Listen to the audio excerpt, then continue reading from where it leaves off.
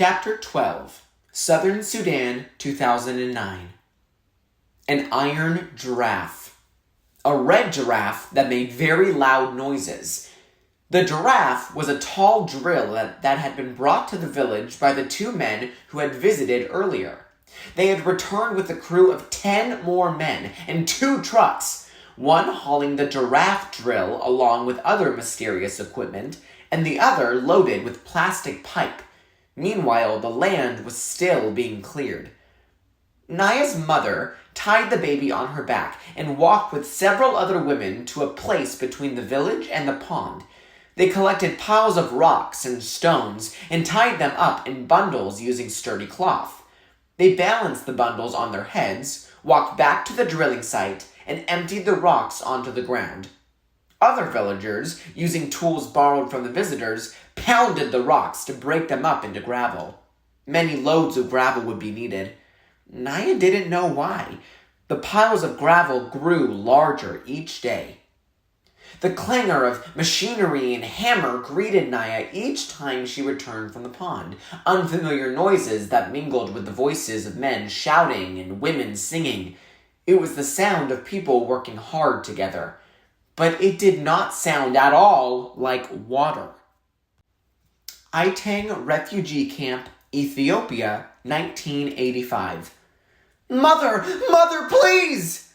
Salva opened his mouth to call out again, but the words did not come. Instead, he closed his mouth, lowered his head, and turned away. The woman in the orange headscarf was not his mother. He knew this for certain, even though she was still far away and he had not seen her face. Uncle's words came back to him. The village of Lun Arik was attacked, burned. Few people survived. No one knows where they are now. In the moment before calling out to the woman a second time, Salva realized what Uncle had truly meant, something Salva had known in his heart for a long time. His family was gone. They had been killed by bullets or bombs, starvation or sickness. It did not matter how. What mattered was that Salva was on his own now. He felt as though he were standing on the edge of a giant hole, a hole filled with the black despair of nothingness. I am alone now. I am all that is left of my family. His father, who had sent Salva to school, brought him treats like mangoes, trusted him to take care of the herd. His mother, always ready with food and milk and a soft hand to stroke Salva's head. His brothers and sisters, whom he had laughed with and played with and looked after, he would never see them again. How can I go on without them? But how can I not go on? They would want me to survive, to grow up and make something of my life, to honor their memories. What was it Uncle had said during that first terrible day in the desert? Do you see that group of bushes? You need only to walk as far as those bushes. Uncle had helped him get through the desert that way, bit by bit, one step at a time.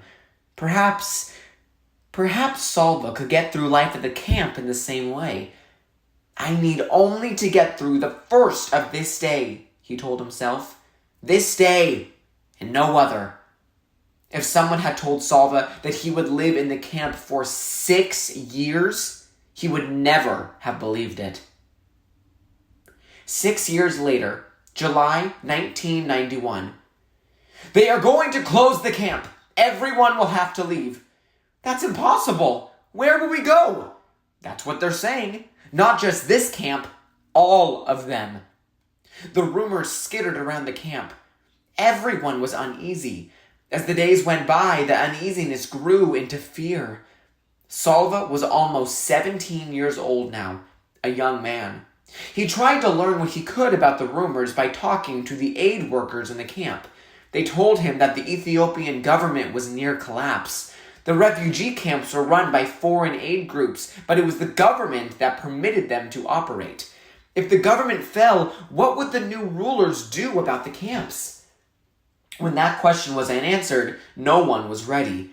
One rainy morning, as Salva walked toward the school tent, long lines of trunks were arriving. Masses of armed soldiers poured out of the trucks and ordered everyone to leave. The orders were not just to leave the camp, but to leave Ethiopia. Immediately there was chaos. It was as if the people ceased to be people and instead became an enormous herd of panicked, stampeding, two-legged creatures. Salva was caught up in the surge. His feet barely touched the ground as he was swept along by the crowd of thousands of people running and screaming. The rain, which was falling in torrents, added to the uproar.